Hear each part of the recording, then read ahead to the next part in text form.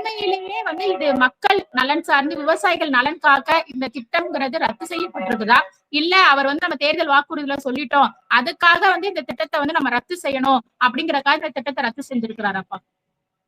முதல்ல இந்த திட்டம் ரத்து செய்யப்பட்டது அவர் இந்த மாதிரி ஒரு வாக்குறுதி கொடுத்துட்டோமே அப்படின்ற அந்த எண்ணத்தோட தான். ஒரு அரசியல் காரணம், ஒரு நிர்பந்தத்தின் பேர்ல தான் இதை செய்திருக்கிறாரு அப்படின்றதான் நான் நினைக்கிறேன். ஏன்னா இதை பற்றி சொல்லும் போதே அவருக்கே இதுல கன்விக்ஷன் இல்லை, முழுசா அவர் இதுல நிறைவா இல்லை, இந்த முடிவை அறிவிக்கிறது இல்லை. இதுல இருந்து நம்ம என்ன புரிஞ்சுக்கலாம் அப்படின்னா, இந்த பரந்தூர்ல விமான நிலையம் வராம தவிர்க்கிறதுல அவருக்கு முழுசா உடன்பாடு இல்லை. ஆனா சொல்லிட்டோம் அப்படின்றதுனால அது ஒரு நிர்பந்தத்துல அதை செய்யறாரு அப்படின்னு தான் நாம புரிஞ்சுக்கிற முடியுது. இப்ப என்னன்னா, இத பரந்தூரில இருந்து வேறு இடத்திற்கு மாற்றுவது அல்லது இந்த திட்டத்தை கைவிடுறதுல அரசுக்கு பொருள் செலவுகள் இருக்கு. ஏற்கனவே இன்வெஸ்ட் பண்ணிருக்கிறாங்க, மக்கள் நிலத்தை கொடுத்திருக்கிறாங்க, கையகப்படுத்தப்பட்டிருக்கு நிறைய பேர்ட்ட இருந்து. இப்ப அந்த கையகப்படுத்தப்பட்ட நிலம் என்ன ஆகும்?